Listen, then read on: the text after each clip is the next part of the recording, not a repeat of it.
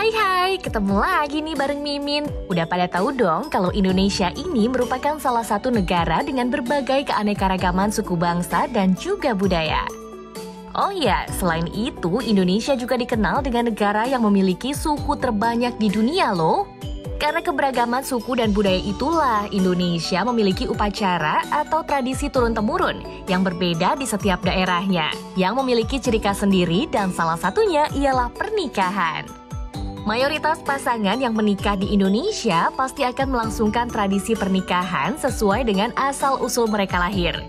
Jika orang itu terlahir di keluarga suku Sunda, maka mereka akan menggunakan adat Sunda. Begitupun jika terlahir dari suku Jawa, maka mereka akan menikah dengan menggunakan adat Jawa. Menikah dengan nuansa adat bagi sebagian orang merupakan keistimewaan. Dan beberapa adat pernikahan rupanya menelan biaya yang cukup fantastis. Banyak hal yang mesti dipersiapkan, mulai dari pakaian pengantin, rangkaian acara, dan juga mahar yang diberikan oleh calon mempelai pria kepada calon mempelai wanita. Ngomong-ngomong soal mahar nih, sebagai tambahan informasi aja ya, di episode ini Mimin bakal bahas tentang beberapa pernikahan adat dengan mahar termahal di Indonesia yang harus kalian tahu.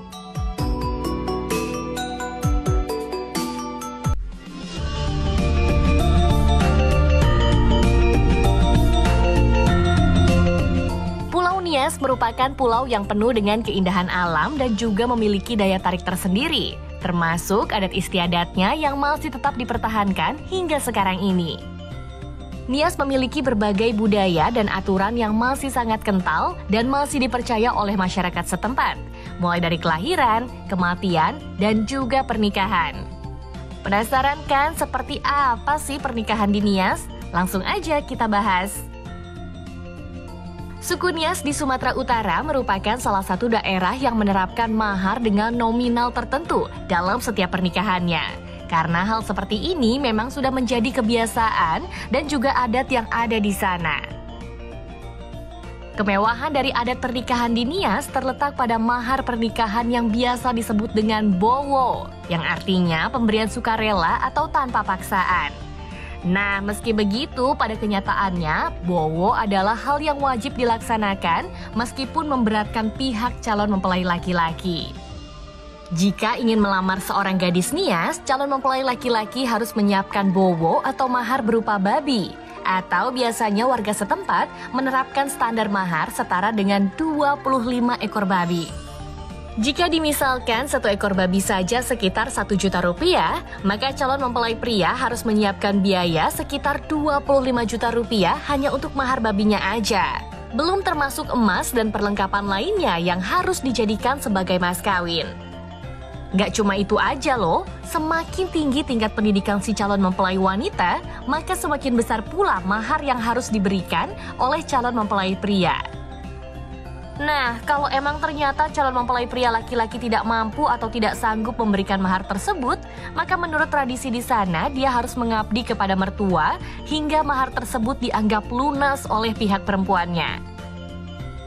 Itu tadi sedikit informasi tentang mahar dan pernikahan adat di suku Nias, Sumatera Utara.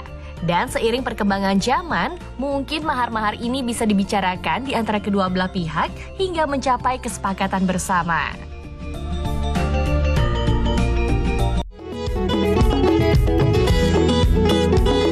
Masih di Provinsi Sumatera Utara, tapi kita beralih ke pernikahan adat suku Batak. Pernikahan suku Batak disebut juga sebagai pernikahan adat termahal yang ada di Indonesia, karena selalu digelar dengan sangat meriah. Suku Batak dikenal sebagai suku yang memiliki prosesi yang panjang sebelum menuju hari pernikahan. Mulai dari pertemuan antar keluarga yang rutin dilakukan untuk proses pengenalan kedua keluarga, hingga ke acara pertunangan. Dan semua itu pastinya melibatkan seluruh keluarga besar, bukan hanya keluarga inti saja loh. Maka dari itu semakin panjang proses pernikahan, biaya yang harus dipersiapkan juga semakin banyak. Bukan cuma itu, bagi adat Batak, ada 3 hal yang harus dipenuhi oleh calon pengantin, dan pastinya hal itu juga memakan biaya yang sangat mahal.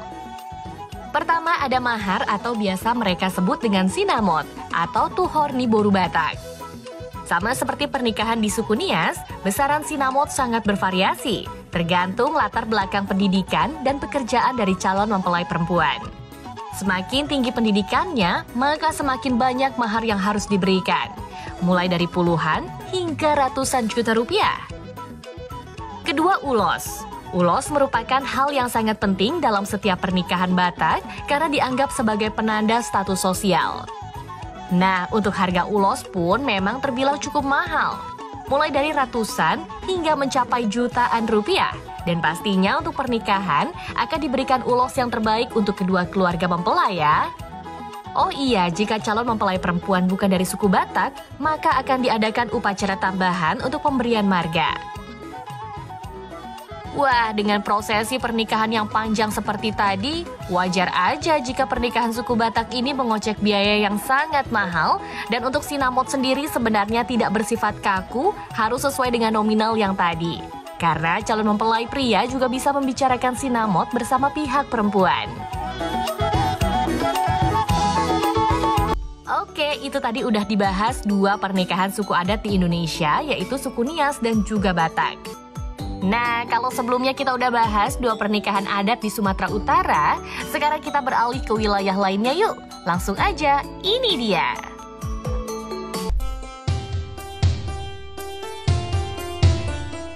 Sulawesi Selatan merupakan wilayah yang dikelilingi oleh berbagai macam pulau, yang membuat daerahnya memiliki banyak sekali keunikan tradisionalnya, terutama kebudayaannya. Di Sulawesi Selatan terdapat suku Makassar dan suku Bugis. Dan sekarang Mimin mau bahas tentang pernikahan adat suku Bugis yang konon katanya nih pernikahan adat di sana cukup menguras dompet. Pernikahan adat suku Bugis memiliki persiapan dengan prosesi yang bisa dibilang cukup panjang dan juga melibatkan banyak orang. Untuk proses pernikahannya sendiri dibagi menjadi 3 acara besar, yaitu sebelum akad nikah, pada saat akad nikah atau pesta pernikahannya, dan terakhir yaitu perayaan setelah akad nikah.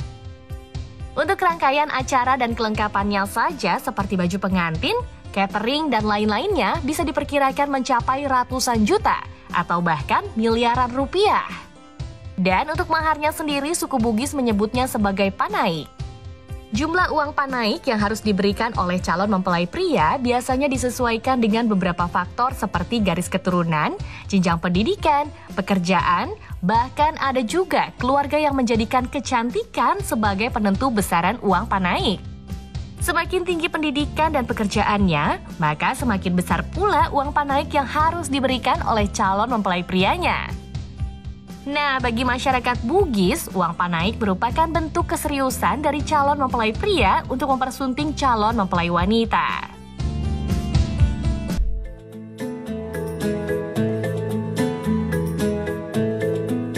Aceh merupakan salah satu daerah di Indonesia yang kaya akan perpaduan budaya, mulai dari campuran budaya Arab, Eropa, Tionghoa, serta Hindia.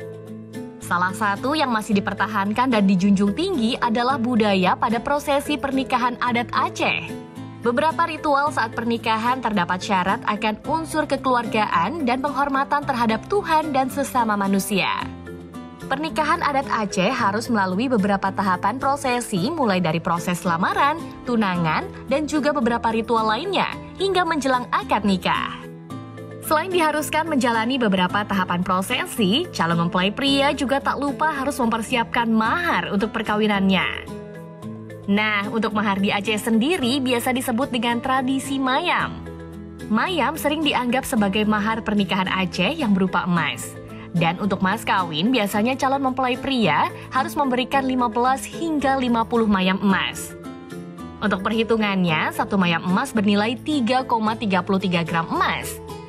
Jika di harga satu mayam berkisar 1,8 juta rupiah, maka calon mempelai pria harus menyediakan dana sekitar 27 juta hingga 90 juta rupiah. Hanya untuk mas kawinnya aja loh, belum termasuk keperluan-keperluan lainnya. Oh iya, harga tersebut tidak bisa menjadi patokan karena harga emas cenderung meningkat setiap tahunnya. Maka bisa dipastikan harga mayam pun akan ikut meningkat.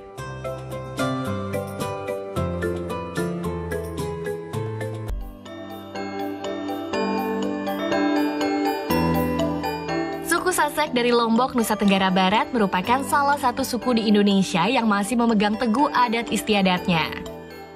Sama seperti suku-suku lainnya, suku Sasak juga memiliki tradisi unik dalam menggelar pesta pernikahannya. Sebelum berlangsungnya akad nikah, terdapat satu tradisi yang wajib dilakukan untuk menculik calon pengantin wanita atau yang biasa disebut dengan memari.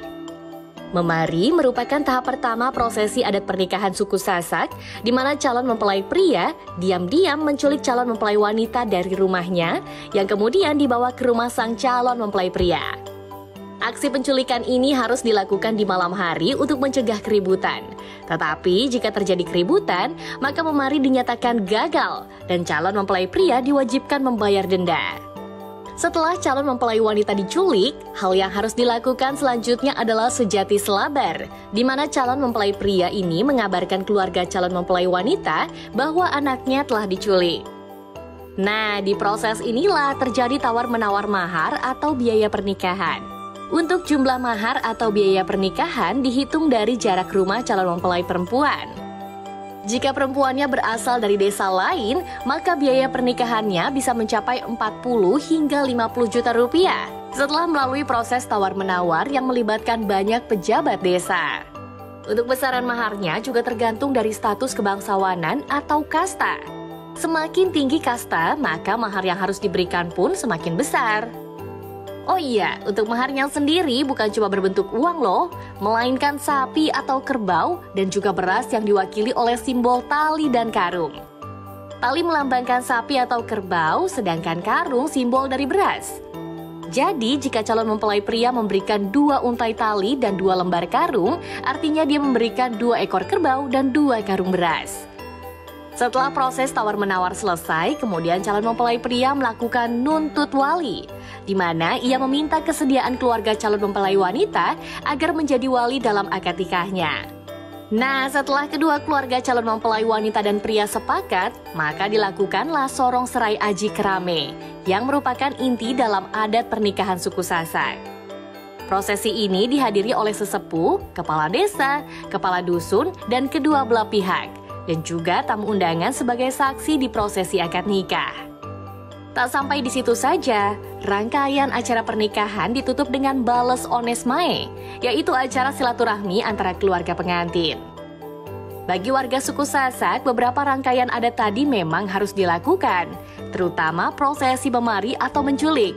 Karena jika langsung meminta tanpa menculik terlebih dahulu, keluarga perempuan bisa merasa tersinggung karena terkesan anak mereka seperti barang. Dan satu lagi, calon mempelai wanita yang sudah diculik harus segera dinikahi karena jika dikembalikan maka calon mempelai pria ini dianggap tidak mampu menafkahi.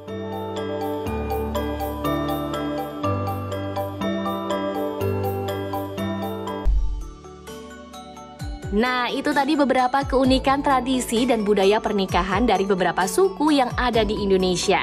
Semoga informasi tadi bisa menambah wawasan atau pengetahuan kalian tentang Indonesia. Sampai ketemu lagi di episode selanjutnya ya. Kita adalah Indonesia Bhinneka Tunggal Ika. Dadah!